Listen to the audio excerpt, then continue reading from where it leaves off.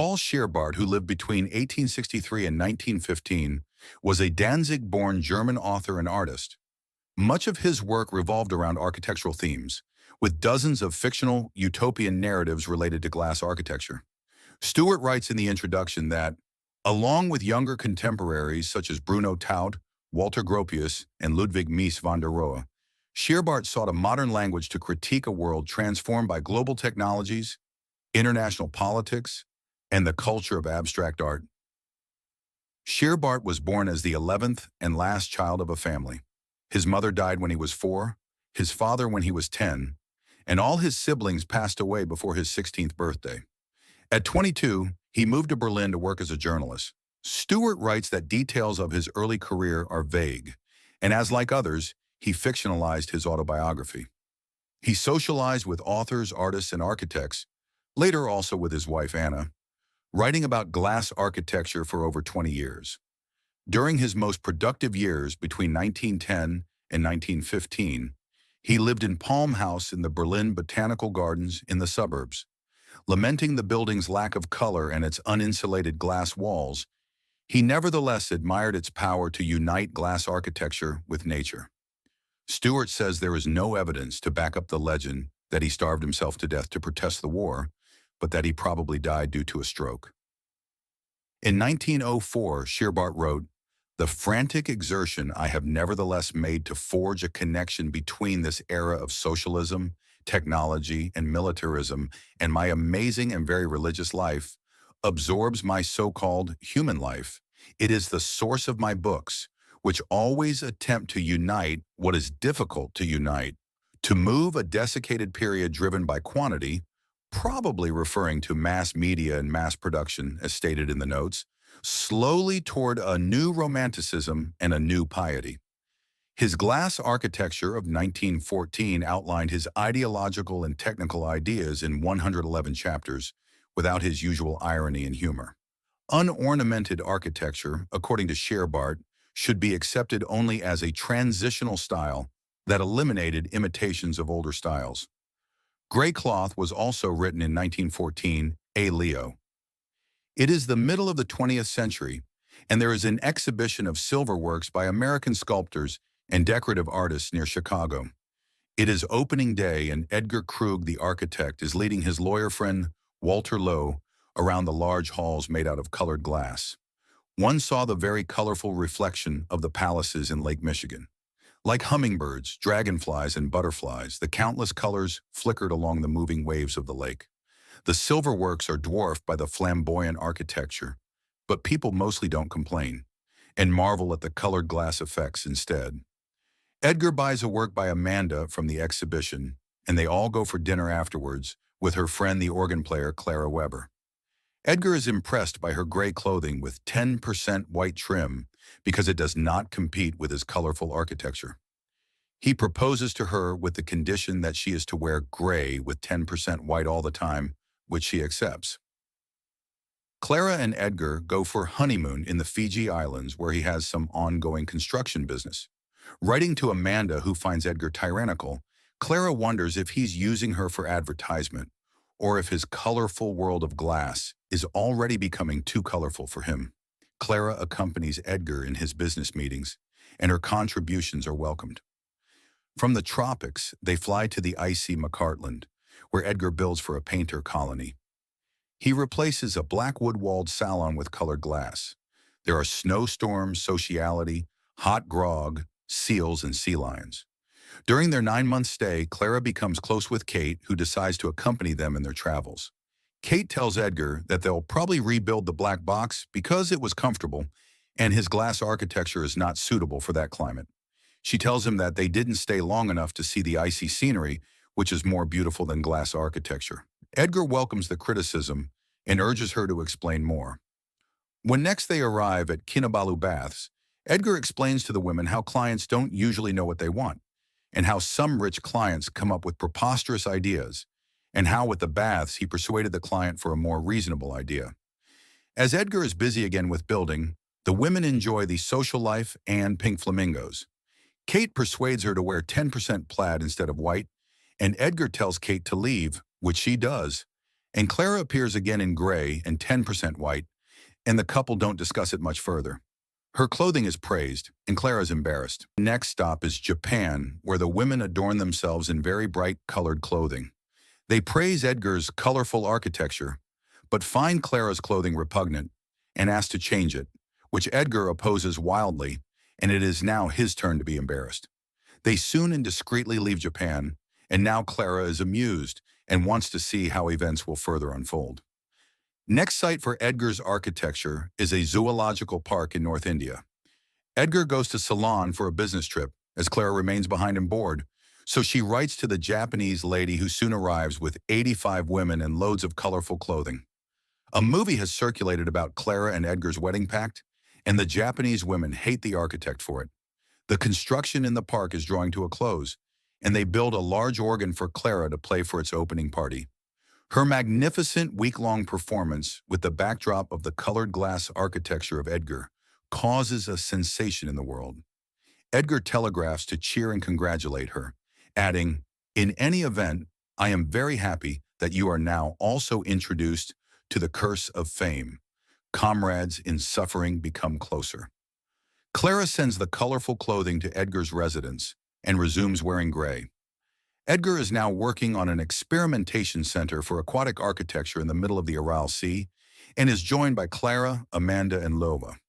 Edgar loses a small competition for the designs of the colored glass and takes it in stride. "I truly do not think that my ornaments are very exceptional. In my opinion, one never becomes famous on account of his importance. One really only becomes famous when one pushes an indubitably good thing with hellish energy." A Chinese Li Tong is another rich client in Kuria Maria Islands.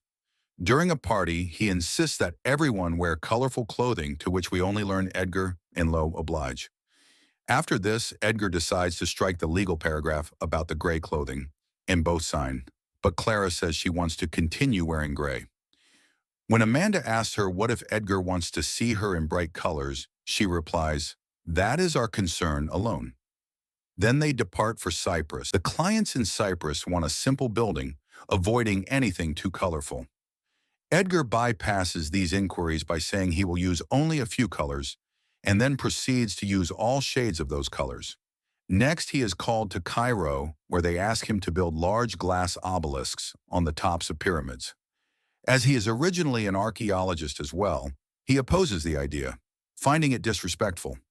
He adds he will spread the news to hinder any attempt in this direction, and Clara looks at him with admiration. Next stop is Malta for a museum of ancient Oriental weapons. Clara tells Edgar she now understands him and the difficulties of his business better, and sees her gray clothing as helping with convincing clients. Edgar neither denies or affirms this. They are received well in Malta, but their finances are low. Over and over again, I find that wherever on earth there is excitement, there is never any money. That is a sorrow. Clara tells him he should build wherever there is enough finances, to which Edgar says, "There can never be enough built." Clara thinks there is something insatiable about her husband. Clara and Edgar ask around for money to fund the project, to no avail. Amanda and Loa were discreetly paid for supplying the information for the movie about their wedding pact, and they donate this money while Amanda comes clean. Amanda writes to Kate, "It is better to have a colorful house than colorful clothing. The former makes all of life colorful, while the latter only serves vanity and makes away with money that should be for building houses." During a dinner at their next stop, Sardinia, everything is very comfortable when one sits further away from the color. The distance matters for both color and sound. I can imagine a concert with explosives. Shots could have a nice effect in the distance.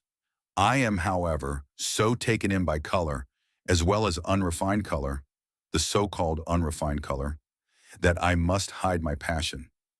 You see, that is really the reason why I inserted the paragraph about the gray cloth. It has now been removed, but I thank you for still wearing gray. I seem less colorful that way, right? Besides, I also only wear gray clothes. A telegram arrives, there has been a robbery in Malta. Men wearing gray with 10% white have stolen the weapons. Clara is implicated and the story is in the news all over the world. Clara says she longs for a quiet home life now, but Edgar disagrees and says they should see how events unfold. We have fallen into a pretty story.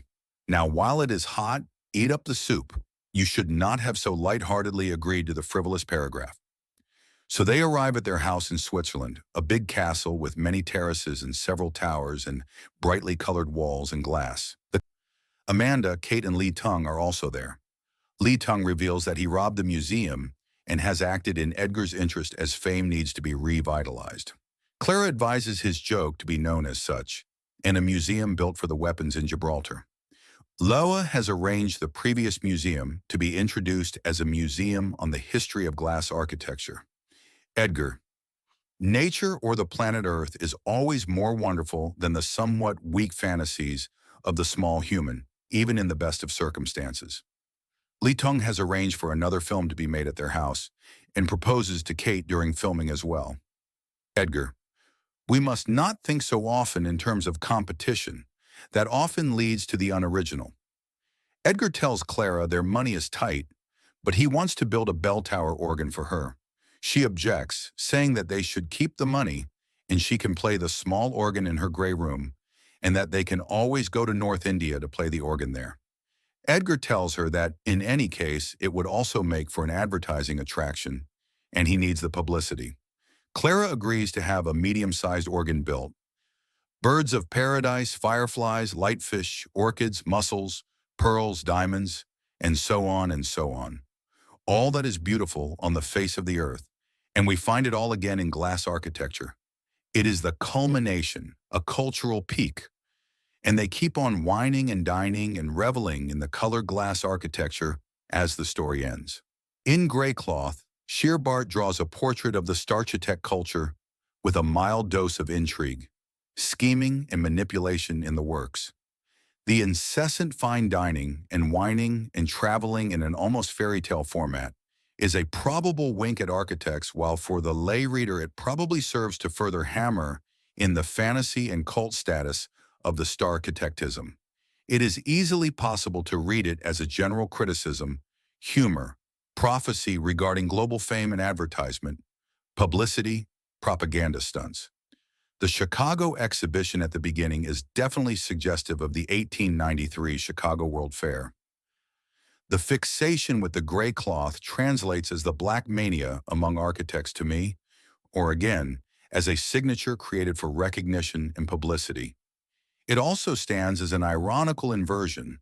Gray and white and black are often preferred by architects to create neutral spaces, whether to stand the test of time or allow for flexibility. Mobile elements are easier to replace, and building structures are not, and color is loaded with connotations and can easily be overwhelming in various settings, especially over time or go out of fashion. Why gray, white, and black are considered neutral, as well as exposed materials such as wood, stone, and steel is another matter, since they also have their own connotations that they bring with them.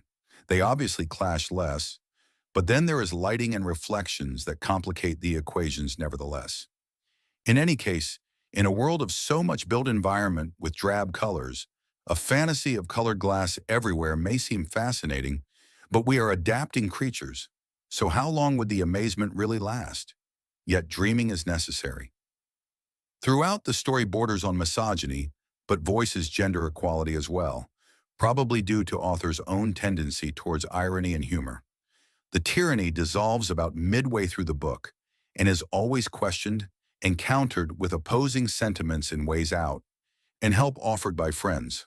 When the gray clothing insistence is given up by Edgar, it is still kept up by Clara, but I did not read this as the affirmation of the initial insistence's correctness, but a creation of the author to present an amusing turn of events.